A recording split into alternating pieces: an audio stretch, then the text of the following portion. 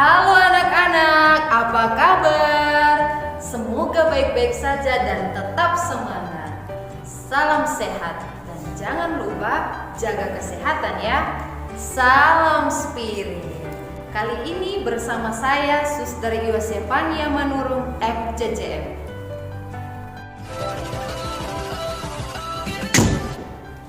Yesus adalah pemenuhan janji Allah. Ia sungguh Allah, sungguh manusia. Dalam diri Yesus, Allah yang maha tinggi dan maha besar menyederhanakan dirinya agar bisa hadir dalam wujud manusia. Hanya dengan cara itu, manusia yang hanya partikel kecil di jagat raya, maha rendah dan maha kecil di hadapan Allah, mampu memahami Allah. Tujuan Allah hadir dalam diri manusia yang fana adalah untuk mewujudkan dan menghadirkan kerajaan Allah. Maka pada kesempatan kali ini kita akan membahas subtema kerajaan Allah sebagai pokok pewartaan Yesus. Pada subtema ini, peserta didik diharapkan mampu 1. Menjelaskan pengertian kerajaan Allah. 2. Menjelaskan paham kerajaan Allah pada masa Yesus. 3. Menjelaskan pandangan Yesus tentang kerajaan Allah. 4. Membandingkan paham kerajaan Allah menurut bangsa Israel dengan Yesus. 5. Menjelaskan bahwa Yesus datang untuk mewujudkan kerajaan Allah. 6. Merefleksikan kehadiran peserta didik dalam mewartakan kerajaan Allah. 7. Membuat slogan sebagai upaya membatinkan sifat Kristiani demi kerajaan Allah. Langkah pertama, memahami harapan bangsa Israel tentang kerajaan Allah. Setiap orang mendambakan suasana penuh dengan keadilan, kebenaran, kedamaian, kebahagiaan, dan sukacita. Demikian juga bangsa Israel. Mereka mengharapkan hidup damai dan makmur, di mana Allah meraja. Namun, harapan bangsa itu berbeda dengan pemahaman Yesus akan kerajaan Allah. Nah, seperti apakah kerajaan Allah bagi bangsa Israel dan bagi Yesus? Sebelum mendalami pemahaman bangsa Israel tentang kerajaan Allah, mari kita lihat kondisi hidup sehari-hari. Coba pahami situasi masyarakat di sekitarnya. Misalnya, orang yang tertindas. Harapan orang menderita tersebut yakni hidup bebas dan lepas diri dari penindasan.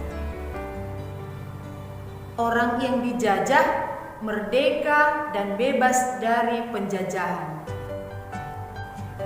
Orang yang dianiaya dihormati, dihargai, dan terbebas dari penganiayaan. Orang yang dipenjara keluar dari penjara dan menghirup udara bebas. Orang yang miskin hidup makmur dan berkecukupan. Situasi seperti di atas juga dialami oleh bangsa Israel. Bahkan penderitaan bangsa Israel lebih hebat lagi. Mereka diperbudak, dibuang, dan dijajah oleh bangsa-bangsa asing. Mereka pun mengharapkan perubahan dalam hidup mereka. Misalnya, bangsa Israel diperbudak bangsa Mesir. Maka harapan mereka bebas dari perbudakan dan kembali ke tanah Kanaan. Bangsa Israel dibuang ke Babilonia, maka harapannya adalah kembali dari pembuangan ke tanah airnya sendiri. Bangsa Israel dijajah bangsa Romawi, maka harapannya adalah mereka bebas dari penjajahan Romawi. Harapan bangsa Israel akan datangnya kerajaan Allah sangat dipengaruhi oleh pengalaman mereka menderita. juga sangat dipengaruhi oleh berbagai kepentingan orang Israel sesuai jabatan mereka di tengah masyarakat. Pengalaman itu membuat adanya perbedaan pemahaman kerajaan Allah di antara mereka. Ada 3 paham kerajaan Allah di kalangan bangsa Israel, yaitu 1. Kerajaan Allah yang bersifat politis. Artinya, kerajaan di mana Allah tampil sebagai penguasa politik yang memiliki keberanian dan ketaatan memimpin bangsa Israel melawan penjajah Romawi. Pada waktu itu, Israel merupakan koloni kekaisaran Romawi. Wajar bangsa Israel mengharapkan muncul tokoh politik yang mampu membebaskan mereka dari cengkraman kubu imperialis. 2. Kerajaan Allah yang bersifat apokaliptis. Artinya, kerajaan di mana Allah melenyapkan langit dan bumi lama yang penuh dengan penindasan, penderitaan, ketamakan, dan kerakusan seperti saat ini. Lalu mendirikan satu dunia yang sama sekali baru. Dunia yang bersih dan indah, di mana Allah sendiri adalah penguasanya. Dunia baru ini tidak ada sangkut pautnya dengan dunia lama. 3. Kerajaan Allah yang bersifat yuridis religius. Artinya, kerajaan di mana hukum Taurat agama Yahudi diterapkan secara ketat dan tegas sebagai wujud kekuasaan Allah yang mengatur manusia. Menurut paham ini, kerajaan Allah hanya terwujud jika hukum Taurat menjadi panglima yang berdiri tegak di hadapan semua orang tanpa tawaran sedikit pun. Langkah kedua, memahami kerajaan Allah yang diwartakan oleh Yesus.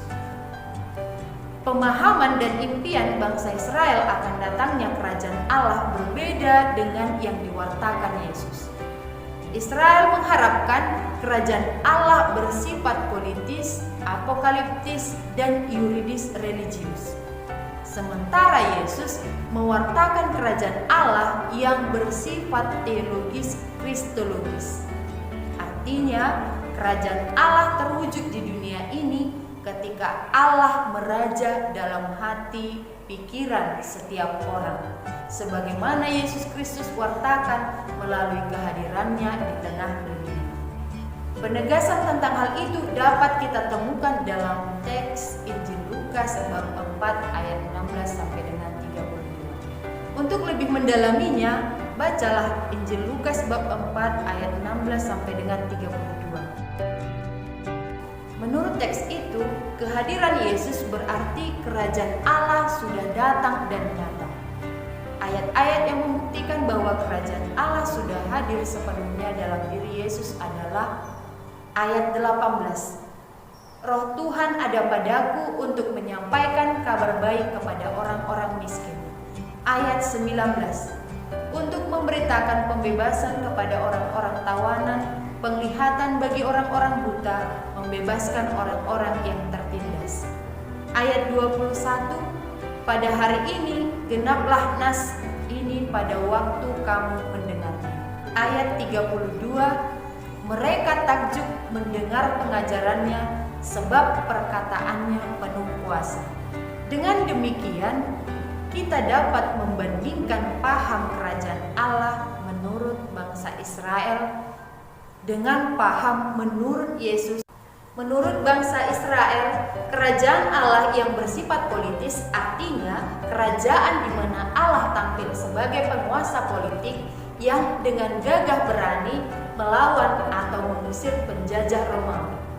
Sedangkan menurut Yesus, kerajaan Allah yang bersifat teologis kristologis artinya kerajaan di mana Allah berkuasa di dalam hati dan pikiran setiap orang dan melakukan apa yang diajarkan oleh Allah melalui Yesus Kristus.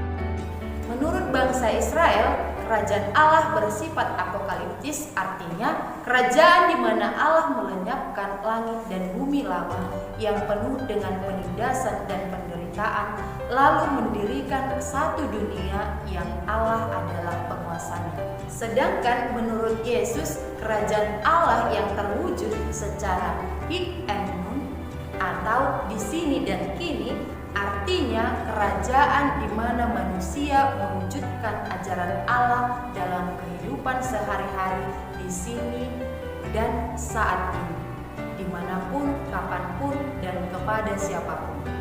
Menurut bangsa Israel, kerajaan Allah yang bersifat yuridis religius artinya kerajaan di mana hukum Taurat agama Yahudi diterapkan secara ketat dan tegas sebagai wujud kekuasaan Allah yang mengatur manusia secara paksa. Sedangkan kerajaan Allah yang berlandaskan hukum cinta kasih, yaitu mengasihi Tuhan dengan segenap pikiran, hati, dan kekuatan, serta mengasihi sesama manusia seperti diri sendiri. Kerajaan Allah terwujud apabila setiap orang melakukan hukum ini dalam hidup sehari-hari.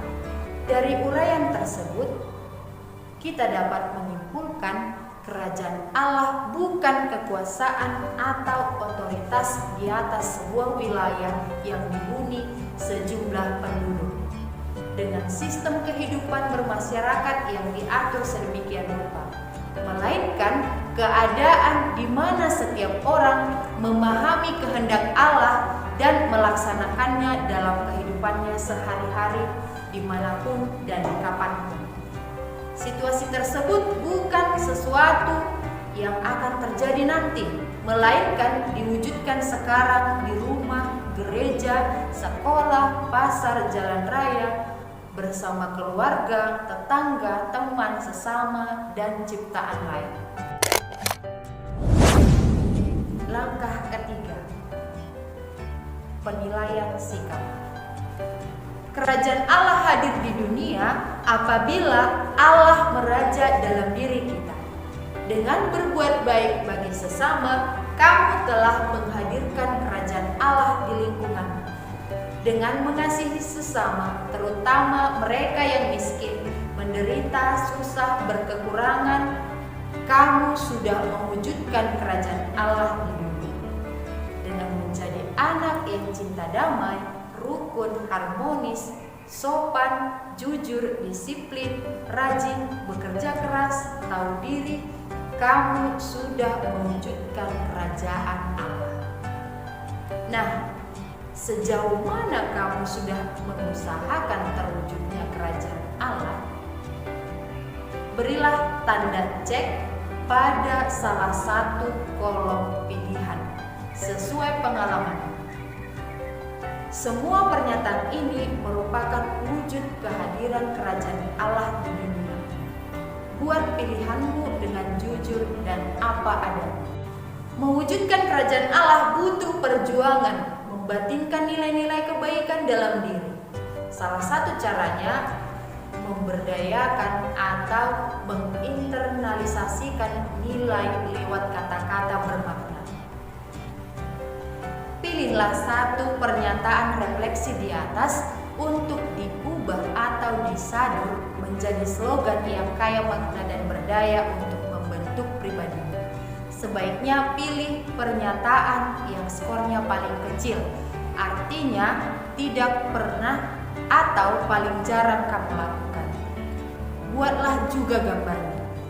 Misalnya kamu pilih nomor 1. Saya menghibur teman saya yang sedih. Buatlah kalimat dengannya, misalnya menjadi kerajaan Allah hadir ketika saya menghibur teman saya yang sedih, atau kerajaan Allah hadir ketika yang sedih dihibur. Buatlah sedemikian rupa, seindah mungkin, semenarik mungkin. Setiap kali kamu atau siapapun melihatnya, kamu dan orang itu disadarkan akan makna kerajaan Allah. Demikianlah materi kita pada hari ini. Semoga bermanfaat dan sampai jumpa di materi